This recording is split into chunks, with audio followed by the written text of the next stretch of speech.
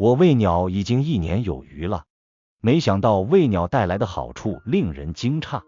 自从搬进这所房子后，厨房和1楼换鞋处的屋顶就开始找我的麻烦了。因为是搭建出来接缝处的缘故吧，每逢下雨屋里都会漏水，小雨还好些，大雨屋里就是小雨了。自己也买沥青修补过，根本不行，无奈就花了钱大修了一次。大修后2年没有漏雨了，没想到这2、3年又开始漏雨了。前年北京大雨那天漏得最为厉害，大雨过后阳台全是水，开始用桶接雨水，后来漏的地方太多了，根本接不过来了，就拉倒了，导致阳台上的地砖都被水泡的翘了起来，走上去嘎吱嘎吱的响。无奈呀，厨房阳台可以不去，可1楼换鞋处躲不过，进出要换鞋的，下雨就用桶接吧，好在就漏了2处。从开始看见漏雨心烦，到后来已经可以做到视而不见了。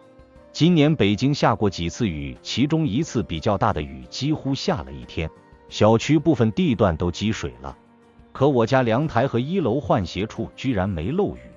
看客要问这和喂鸟有关系呢？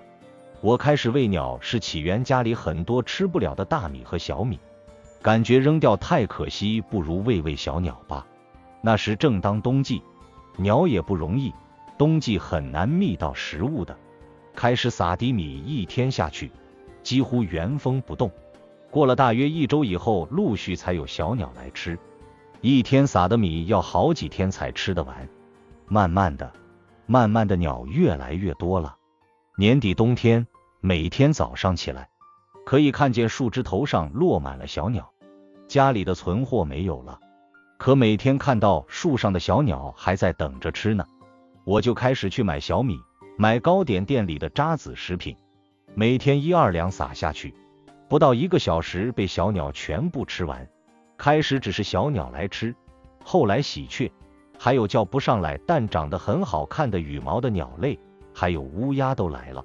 我经常躲在窗户里面偷偷看它们吃食，很有意思的，不能有任何动静的，否则立即全飞开了。漏雨和喂小鸟又有何关系呢？大概是去年的年中左右吧，经常听见阳台顶部有咚咚咚的声音，拉开阳台门出去看，声音就消失了，只看见阳台窗户台上有大量的白色的塑料泡沫碎渣，还夹杂着很多干草，很多土杂。顺着向上看，天花板上有个破损的裂口，漏雨所造成的吧。第一次看见这狼藉场面的时候，我很是不解，哪儿来的这些垃圾东西呢？那么过后就开始清理，很麻烦的，没几天这种现象就要重复一次，估计反复几10次了吧。每次收拾心里都很不开心，因为不知道原因何在呀。偶尔一次看见几只小鸟在窗户外边的屋檐下来回飞，我赶紧隔窗去看，紧接着屋顶咚咚咚的声音响起。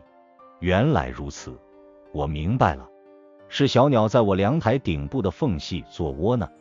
当时我纳闷，那么窄的空间怎么能做窝呢？因为习惯这种反复的现象，又看见了小鸟，这事儿就抛脑后了。今年春天以来，咚咚咚的声音和狼藉的现象啥时候没有的？搞不清楚，反正没了。今年北京夏季来临的那场大雨，家里没有一处漏雨，我有点奇怪呢，那么大的雨怎么没漏呢？昨天早上喂小鸟，屋顶上不断的叽叽喳喳的鸟的叫声，使我突然联想到小鸟屋檐下白塑料泡沫碎渣、干草，咚咚咚的声音。小鸟儿替我修补了屋顶漏雨处呀，小鸟们用白色的塑料泡沫和干草替我修补了屋顶的漏雨处。咚咚咚的声音是鸟在夹缝中一蹦一蹦所发出的声音。我喂鸟也一直在观察鸟的动作，小鸟在地上一般是一蹦一蹦的向前运行的，只有原地吃食才会迈脚向前走，真是不可思议。小鸟也会感恩。原来我只是听说过类似的故事，但这次我是亲身经历的，不可思议。